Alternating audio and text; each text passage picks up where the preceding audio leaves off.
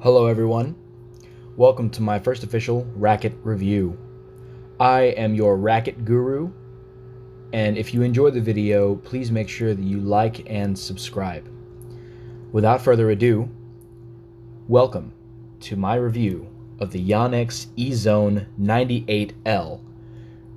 On this racket, I was playing with a 4 1/4 grip.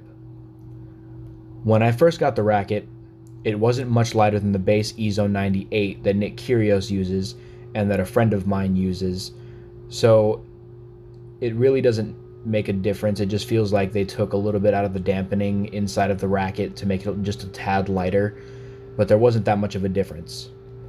It was nice to swing, and the weight transfer within the racket was noticeable when finishing out the stroke.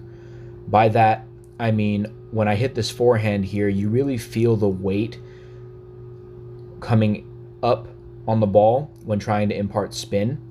On that slice, I felt the weight come out when the ball made contact and pushing through. So the weight really carries it forward. The racket would actually feel very strange with off-center hits, and it really didn't feel all that great. It's not like a 100 square inch racket or a regular circular head that most other racket companies have, as opposed to the isometric frame that Yonex uses. It just feels very shaky. It's almost a guarantee that you'll shank it, and it does not feel great coming off the frame. It sends a lot of shocks up to your wrist. But luckily with this frame, you don't actually hit it off center all that much, because the head size is kind of wide for a 98. However, when you do hit it on that sweet spot, it feels very buttery when you hit that ball. It feels like you're just grabbing it and throwing the ball across the net with your own hand. It's incredible. It's a great feeling racket. It can feel a bit unstable at times when you're trying to take the ball early. And because of the lack of weight, I actually found myself swinging faster with this racket. It created more spin, yes, but it also threw my timing off just a little bit. I usually play with a little bit more weight in my racket. I play with a Wilson Blade 98, the version 7, and it's probably about 30 grams heavier than this racket. It's a huge difference if you're switching from a heavier racket to this racket. If you decide to play with it, you got to slow your swing down just a tad until you get your bearings. But having that lack of weight had my timing off for the first few shots. I do recommend using a shock absorber on this racket, mainly just because there's a lot of vibration in this frame without it. I did both hitting with a shock absorber and without a shock absorber, and it's a huge difference. I would definitely use a shock absorber, and the frame itself is probably on the stiffer side. It doesn't feel all that stiff when you're hitting on the sweet spot, but when you hit those off-center shots, you really feel that stiffness in the racket, because it just feels like you're swinging with a board. The racket's weight transfer during the serves that you'll see later on in this video actually made it really hard for me to hit kick serves and a little bit on the slice serve. However, the flat serve was where this racket really shined. It was able to help that ball get a lot of that free power. It added a lot of pop to my flat serve. I really enjoyed it on the first serve.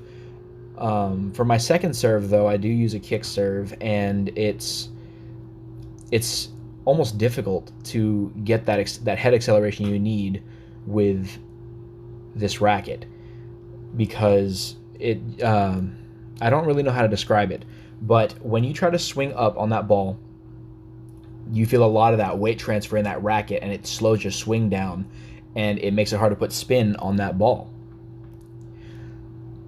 On the volleys and the ground strokes that you'll see throughout this video, the racket was very controlled. If you wanted to put that ball short angle cross court, you could definitely do it. This racket was very responsive. It'll do exactly what you tell it to do, especially when you flatten out shots or you flatten out volleys. And if you want to just do drop shots in front of the net, you can definitely do that. The racket absorbs a lot for the lack of, even though it has a lack of weight in the frame itself. But you can definitely add weight, but at that point you should probably just get a 98 E-zone, just the basic one. The racket really felt like an extension of my arm. I knew exactly where that ball was going to go no matter how I hit that ball. I felt like I had total control over the ball, the way it spun, how deep it was going to go. The racket would basically tell you exactly what you were doing, and it was a very nice relationship between person and racket. I don't think I've ever heard that said in a racket review video, but yeah, I just said that. So personally, for me, I would actually like to try out this racket with Solinco Hyper G Heaven strings at a higher tension, probably at like a 58 maybe, or a 57, because this racket does give a lot of free power, which I don't really need because I swing pretty hard. So for me, I prefer more of a controlled racket, but I do want to keep that feel that it gave me. So the Hyper G strings, they offer a lot of really nice pocketing feel, and it's gonna launch, but it also gives you a lot of great spin, which I love. I'm a very spin friendly player. I love playing with spin. Playing flat is kind of weird for me. But I also do feel like this racket would be a little bit better if it was just a bit more balanced. Not so much that you need to add more weight, but to just shift the weight towards the middle of the racket or towards the handle instead of making it so head heavy. Because this does add a little bit more free power than you ask for, unless you're looking for that. But me personally, I'm not exactly looking for a lot of free power, so I personally would like it as a more balanced racket. However, it did save me a lot of energy, and it saved my arm a little bit when testing this racket along with some other rackets that I'll be making videos of. I found myself not having to swing as hard as I usually do with my blade. Because it's not nearly as heavy as the blade, I found myself able to just kind of touch the ball, put it in a certain position, hit it to a certain area of the court, and that was it. There was no overexertion of my arm, and there's no need for me to swing out. Sadly, this wouldn't be a racket that I would switch to. I would definitely recommend the racket if you're trying to find a lighter racket that will still allow you to put a decent bit of topspin on your shots, but still hit that ball through the court without a lot of effort. But with this frame, because of the shape and the way that there's no weight to really just absorb the shock from the ball, if you hit it off center, it does get kind of trying at times to use this frame. I noticed it a lot when I was hitting backhands, trying to take it early from the baseline. As you can see here with this ball machine, the ball machine was kind of throwing it a little out, and just trying to get those balls back as they're coming up is kind of difficult if you're even just a little bit late. If you don't like Yonex, or if you're just looking for a racket that plays somewhat similarly to this, I would say try your chances with the Wilson Clash or the Headspin Graphene 360.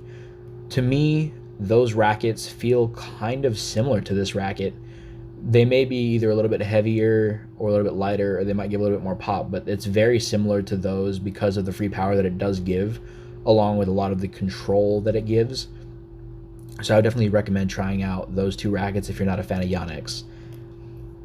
This racket is good for a lot of players who like to hit flat but still want to get enough spin to get over the net, and who swing fast and like to just hit hard. This racket will definitely give you the power that you're looking for.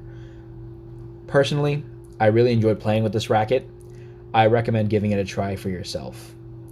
So with that being said, thank you guys so much for watching. If you liked the video, feel free to drop a like.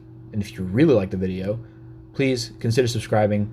Let me know down in the comments what I can improve on and what rackets, strings, or other videos you want to see. I do hope that you guys enjoyed the video, and I hope that you get a chance to play some tennis during the quarantine. This has been your Racket Guru, and I will see you guys next time.